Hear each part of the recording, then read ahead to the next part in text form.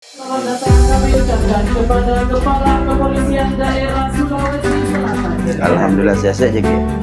Kegiatan Jumat Curhat ini merupakan program yang sangat baik, di mana antara masyarakat dengan Polri dan instansi lembaga mitra Polri ini bisa langsung kita sharing persoalan-persoalan apa yang muncul di tengah-tengah masyarakat.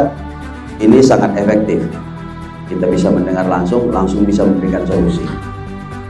Izin Pak Jenderal, ada hal yang menjadi krusial juga di wilayah kami di utara ini. Ketika misalnya Pak Jenderal ada keinginan untuk menurunkan bantuan kepada wilayah kami, yang kami butuhkan itu adalah beberapa titik pengadaan sumur bor.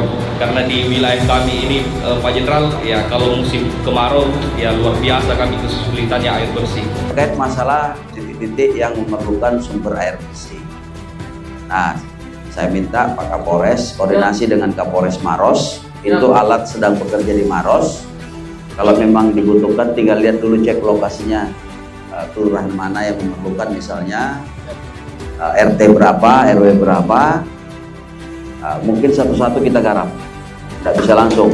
Ya, mana yang paling membutuhkan, insya Allah nanti tinggal lapor sama saya berapa titik yang mau dibangun, mana yang bisa kita dahulukan.